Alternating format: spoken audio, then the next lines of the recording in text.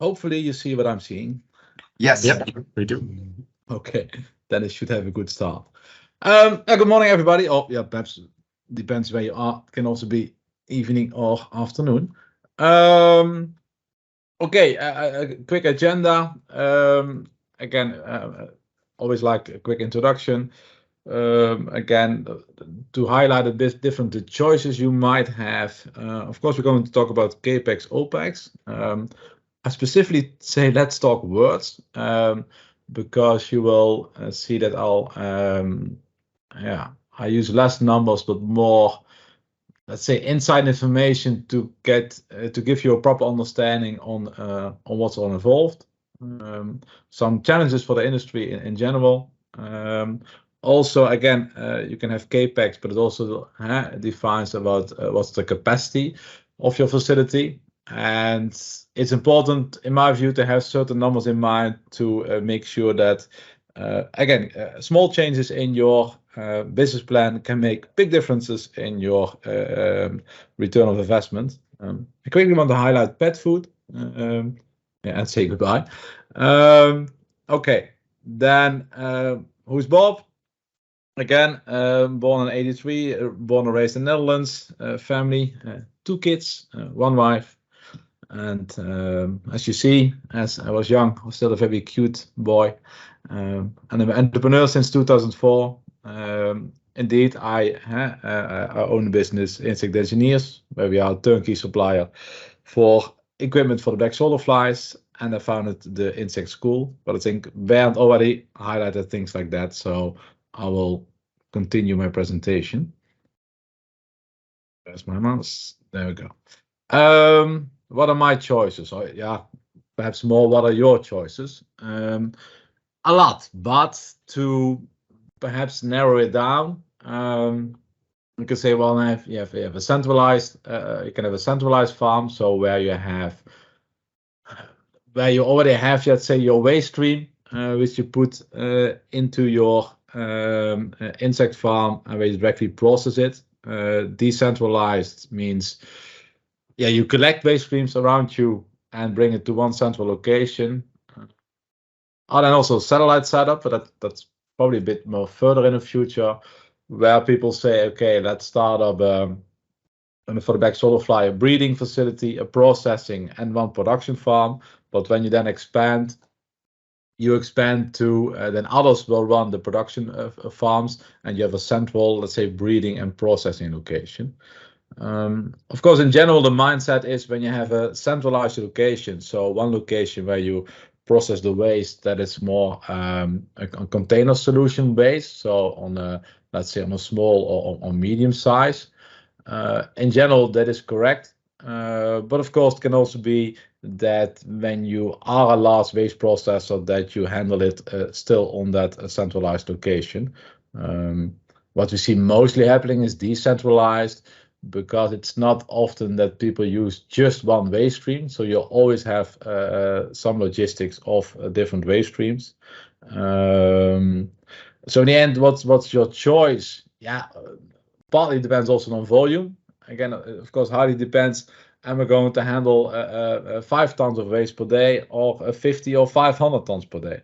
Of course, the higher the volume, the more logistics kick in. And then I always think you should be closer to the area from your waste than to your area where you sell your project, because the transport volume of waste is higher than the transport volume of end product. Okay, let's go to the next slide. Yeah, then in general, there are, let's say, 2 main directions you can take. I think trade system is known to the industry because it's, well, perhaps even today's standard. That's where, at least when we look at the current bigger farms in the world, again, if that's Protix or Innovafeed or whatever, they are all trade-based system, which is logic because that's where the industry started from.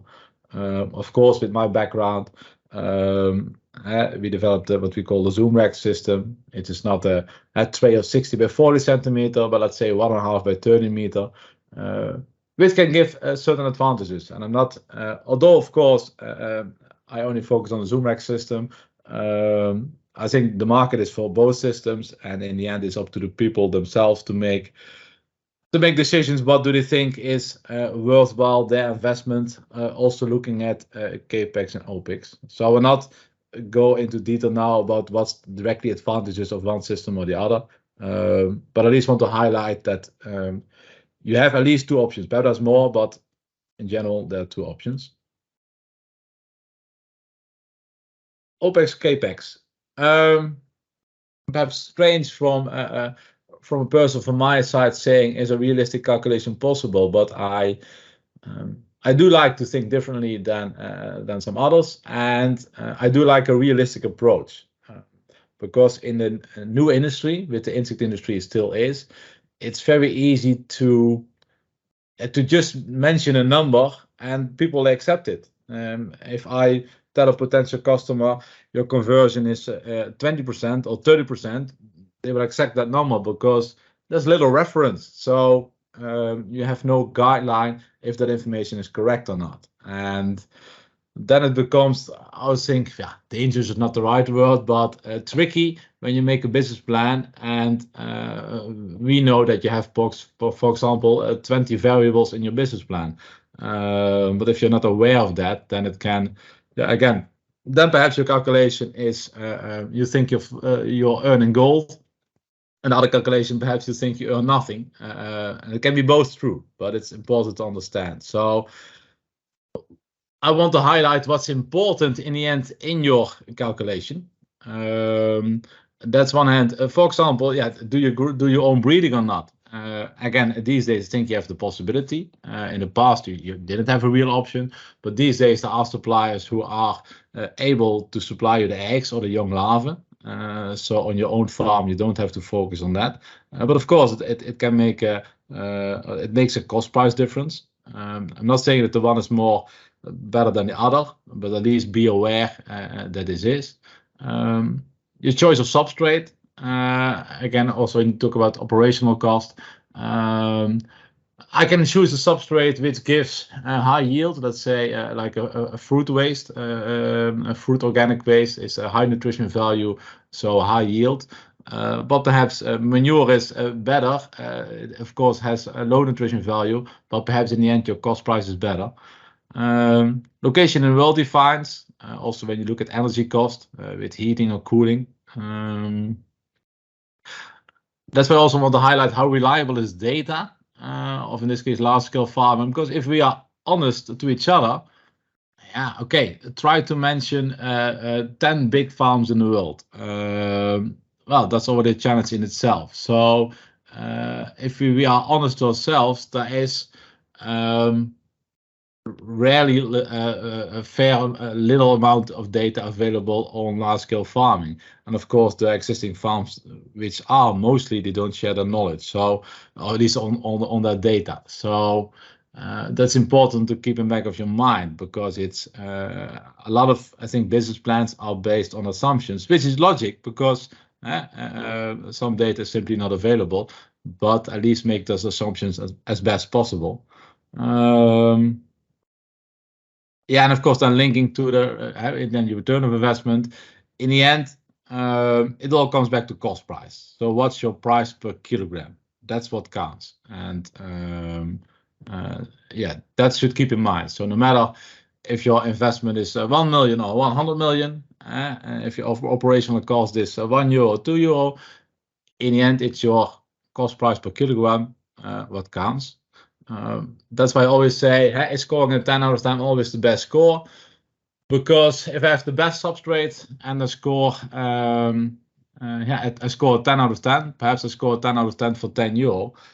But if I replace part of that best substrate with some lower nutrition value, but perhaps a part of substrate where I get money for, then in the end I score not a 10 out of 10, but I score a 9 out of 10 for perhaps €5.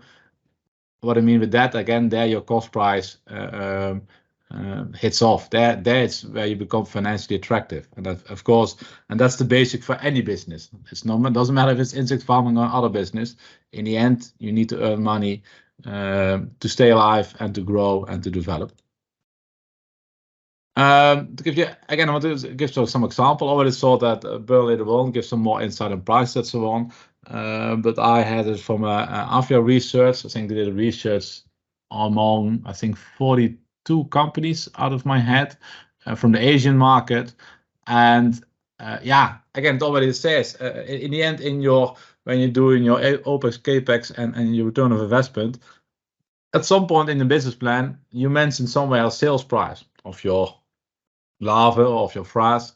And again, Afia already mentioned like they saw differences between 1,200 and 7,000 US dollar per ton of insect meal. So you can imagine if you put the one or the other or anything in between, that makes large differences in your return of investment. So be sure that you don't just copy paste a number, but try to validate it also yourself.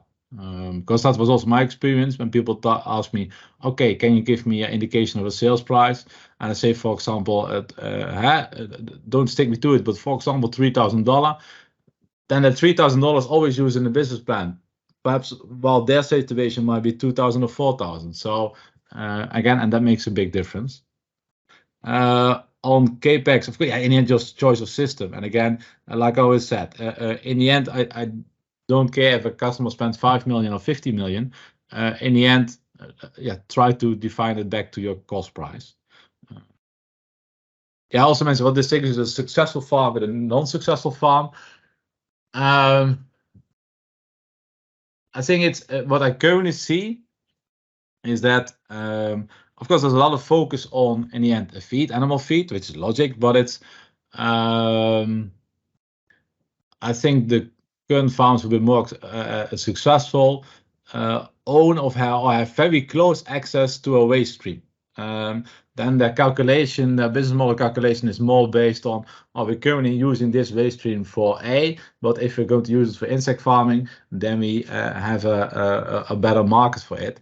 And that helps in your calculation. So I do believe that when you are, let's say, a company which owns the waste stream, or when you can have a close cooperation with such a company, it can benefit you in, at least in the current market, of starting a farm.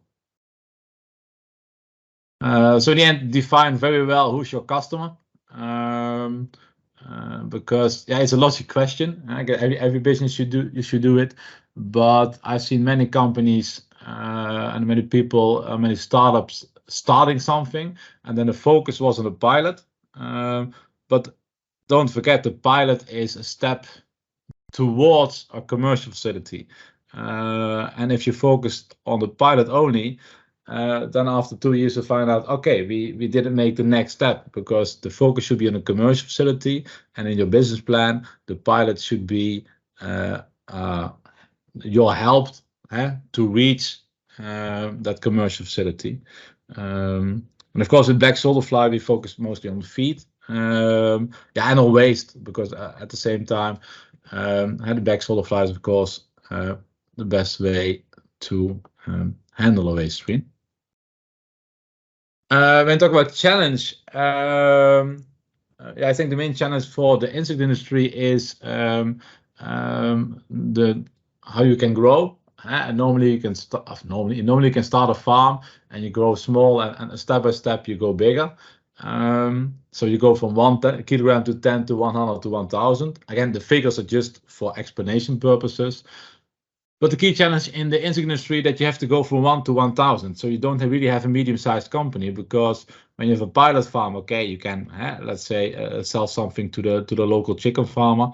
But once you want to grow, then you directly have to deal, for example, with the feed industry, and the feed industry wants to have volumes, and so they can't handle and can't buy small volumes. So that's a key challenge, and that's for everybody. That's not for single grower. Everybody has a challenge, and that's why also sessions like these, sharing knowledge, is key, because for the future of the industry, it's very important that we come to a minimum level of production, and from there the market can become more mature. But I think we're not there yet. We still need steps to make. Yeah, okay, just a quick highlight. Again, the insect school is set up one hand to do tests and to do training, but it's also, let's say, a translation between university research, which, let's say, for example, stops at a batch of 25 or 100 kilogram, but it's still not a commercial test. So we said at the school, I want to have a place, in this case then the school, where you can do also tests of 1 ton or 10 tons of substrate to validate if something is commercially attractive, because again, that's very important. Yeah, capacity, I'm already on 15 minutes, so I should close down, but let's highlight this one. Because it's important, because people can say, yeah, I have a 100 tons facility, but okay, what defines the capacity? And that's why I made, again, you cannot find the differences because 2 times the same picture, so good luck with that. But the importance is what makes a difference in capacity, your density, so your weight per cubic meter of your substrate. If my substrate weighs 500 kilogram per cubic meter or 800, and you already know, or not know, but at least there's a limitation in height of substrate. So for example, you can maximum fill 10 centimeter high. Again, if it's then 500 kilogram per cubic meter or 800, that sets your capacity in substrate volume. So density, if you multiple feed or not, and some systems you can, like the Zoom rack, you can multiple feed. So you can, for example, at day 4, add some more substrate. And how many larvae you invite to your party. So indeed, do we add 5 larvae per square centimeter or 10? Again, the more there are, the quicker the consumption is. Okay, I see my time has already passed, so I had a quick highlight on pet food. I will do it a bit quickly. I just wanted to showcase what's happening now is normally have an insect farmer going to pet food company, and if he tries to go to pet food company and tries to sell, and pet food company sells the product to their customer.